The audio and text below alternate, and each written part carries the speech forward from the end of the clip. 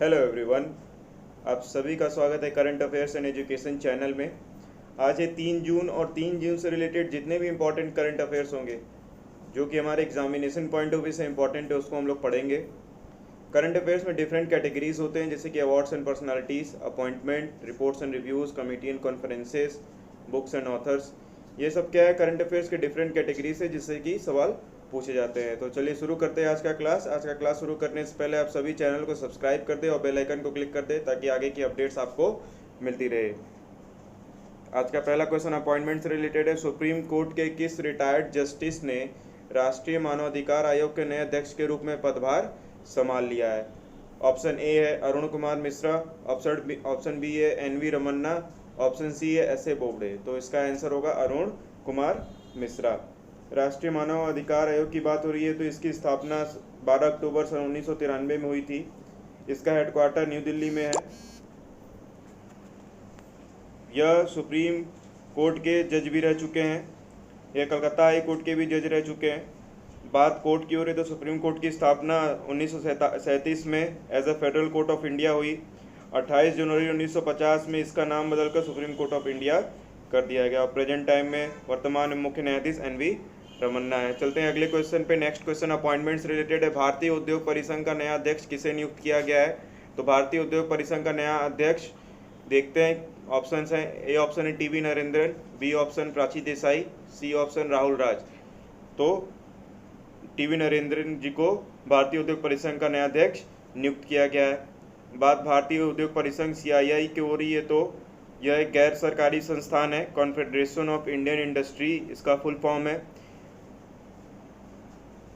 Present time में इसके chairman कौन है? उदय कोटक। और हेडक्वार्टर कहाँ पे? न्यू दिल्ली में।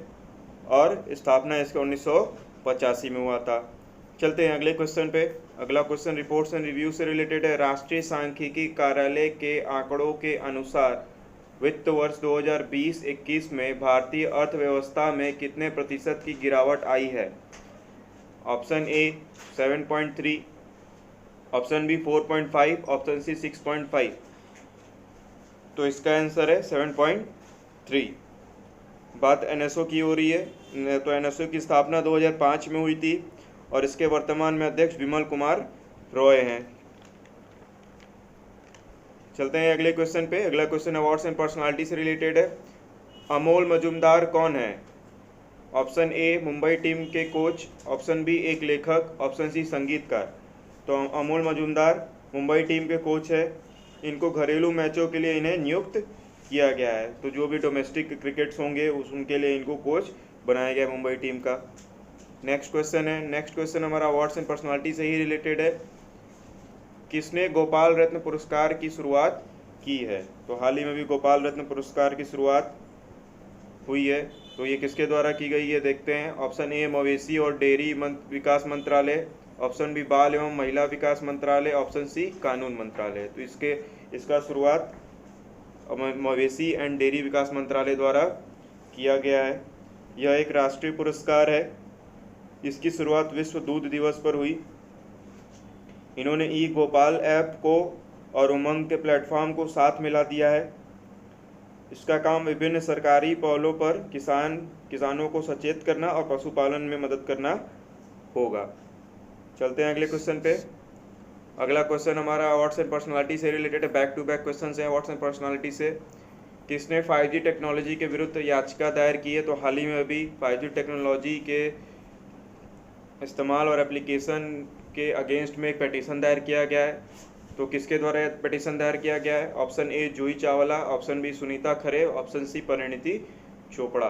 तो इसका ऑप्शन होगा ऑप्शन ए जूही चावला। चलते हैं अगले क्वेश्चन पे। इन्वायरमेंट एंड इकोसिस्टम से रिलेटेड लिटोरिया मीरा क्या है? लिटोरिया मीरा को जानने से पहले कुछ तथ्य जान लेते हैं पिछले क्वेश्चन से जुड़े। यह याचिका रेडिएशन के इफेक्ट को लेकर डाला गया था। 5G तकनीक अगली पीढ़ी का मोबाइल नेटवर्क कनेक्शन है। बात जनरेशन्स की हो रही है। जी का मतलब यहाँ पे क्या होता है? जनरेशन। तो 1G कब आया था? 1980 में, 1980 में। 2G कब आया? 1990 में। 3G कब आया? 2000 में। 4G कब आया? 2010 में। और 5G कब आएगा? 2020 के बाद वाली जनरेशन को 5G कहेंगे। चलते हैं अगले क्वेश्चन पे। Environment and ecosystems related Litoria mira क्या है? तो लिटोरिया मीरा ऑप्शन देख लेते हैं। ऑप्शन ए मेढक की नई प्रजाति, ऑप्शन बी एक फूल का नाम, ऑप्शन सी जगह का नाम। तो ये क्या है? मेढक की एक नई प्रजाति है। यह हाल ही में नई गिनिया में पाया गया है, न्यू गिनिया में पाया गया है। इसका नाम लैटिन भाषा मीरम से लिया गया है। इसका रंग चॉकलेटी है। चलते हैं अगले क्वेश्चन पे। अगला क्वेश्चन इंपॉर्टेंट डे से रिलेटेड है। महत्वपूर्ण दिन क्या है देखते हैं। विश्व उपेक्षित उष्णकटिबंधीय बीमारियां दिवस कब मनाया गया? तो world neglected tropical disease day की बात हो रही है। ऑप्शंस दिए हुए हैं। ऑप्शन ए 30 जनवरी, ऑप्शन बी 30 फरवरी, ऑप्शन सी 30 मार्च। तो इसकी शुरुआत 30 जनवरी को हुई है। इसका गठन 74वें विश्व स्वास्थ्य सभा में हुआ। वर्ल्ड हेल्थ असेंबली में इसका गठन हुआ। इसका प्रस्ताव संयुक्त अरब अमीरात द्वारा दिया गया था। पहला एनटीडी, पहला नेग्लेक्टेड ट्रॉपिकल डिजीज डे हम लोगों ने 2020 में मनाया था। चलते हैं अगले क्वेश्चन पे। अगला क्वेश्चन रिपोर्ट्स एंड रिव्यू से रिलेटेड है। 8 महत्वपूर्ण उद्योगों का सूचकांक कितना रहा? तो अभी 8 कोर इंडस्ट्रीज का इंडेक्स निकले हैं, तो उसमें टोटल कितने नंबर्स हुए हैं, कितने रहे हैं, तो देखते हैं। Option A 126.5, option B 250। तो इसका ऑप्शन क्या है? Option A 126.5। यह बात आर्थिक सलाहकार द्वारा बताया गया।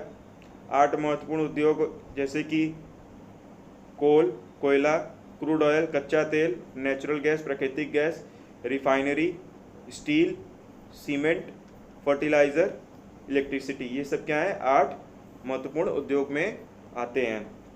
ये सभी के परफॉर्मेंस को बताता है यह सूचकांक। चलते हैं अगले क्वेश्चन पे। अगला क्वेश्चन क्या है? अगला क्वेश्चन स्पोर्ट्स से रिलेटेड है। एशियन बॉक्सिंग चैंपियनशिप में स्वर्ण पदक किसने जीता पुरुष में? तो एशियन बॉक्सिंग चैंपियन स्वर्ण पदक संजीत ने जीता है। 3 ऑप्शन दिए हैं, संजीत, अजीत और विकास। तो इसको जीता है संजीत ने। इन्होंने ओलंपिक रजत पदक विजेता वसीली लेविट को हराया है, जो कि कजाकिस्तान के खिलाड़ी हैं। अभी तक भारत को चैंपियनशिप में 15 मेडल मिल चुके हैं। तो अभी तक भारत को एशियन बॉक्सिंग चैंपियनशिप में टोटल 15 मेडल मिल चुके हैं। चलते हैं अगले क्वेश्चन पे। अगला क्वेश्चन हेल्थ एंड नेशन से रिलेटेड है। भारत में पाए गए कोविड-19 के वेरिएंट का नाम क्या रखा गया है? तो हाल ही में यह नाम WHO द्वारा रखा गया है। तो ऑप्शंस क्या है? A kappa, option B delta, option C उपरोक्त दोनों। तो इसका आंसर क्या है? ऑप्शन सी उपरोक्त दोनों। 2 वेरिएंट B.1617.1 और B.1.617.2 का नाम रखा गया है। B.1617.1 का कप्पा नाम रखा गया है और B.1617.2 का डेल्टा। बात WHO की हो रही है, वर्ल्ड हेल्थ ऑर्गेनाइजेशन की, विश्व स्वास्थ्य संगठन की। तो इसकी स्थापना 7 अप्रैल 1948 में हुई। इसका हेडक्वार्टर जिनेवा स्विट्जरलैंड में है और इसके राष्ट्रपति टेड्रोस अधानोम है। चलते हैं अगले क्वेश्चन में। बिजनेस न्यूज़ से रिलेटेड है। आधार पूनावाला को किसका अध्यक्ष बनाया गया? तो ऑप्शन है ए मैग्मा फिनकॉर्प, ऑप्शन बी लावा फिनकॉर्प, ऑप्शन सी शीतल फिनकॉर्प। तो अभी मैग्मा फिनकॉर्प का इन्हें अध्यक्ष बनाया गया है, क्योंकि आधार पूनावाला ने राइजिंग शेयर होल्डिंग्स को पूरा परचेस कर लिया। लेंडर ने अभय बुटादा को मैनेजिंग डायरेक्टर और विजय देसवाल को CEO नियुक्त किया है। मैग्मा फिनकॉर्प का हेडक्वार्टर वेस्ट बंगाल में है। इसके फाउंडर थे मयंक पोद्दार और संजय चमरिया और इसकी स्थापना 1988 में की गई थी। चलते हैं अगले क्वेश्चन पर। अगला क्वेश्चन अपॉइंटमेंट से रिलेटेड है। किसे भारतीय ब्रॉडकास्टिंग फाउंडेशन का जज बनाया गया है? तो अभी हाल ही में भारतीय ब्रॉडकास्टिंग फाउंडेशन का जज option A Vikramjit Sen, option B Ravneet Singh, option C Nilesh Menon.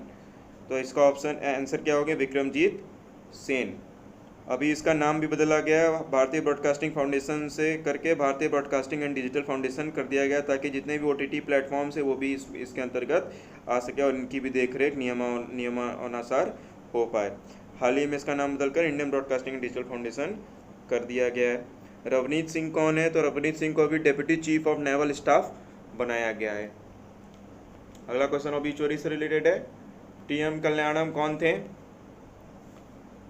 Option A आखिरी सदस्य संविधान सभा, ऑप्शन बी लेखक, ऑप्शन सी नोबेल पुरस्कार विजेता। तो TM कल्याणम जी आखिरी सदस्य संविधान सभा के थे, कॉन्स्टिट्यूएंट असेंबली के आखिरी सदस्य थे।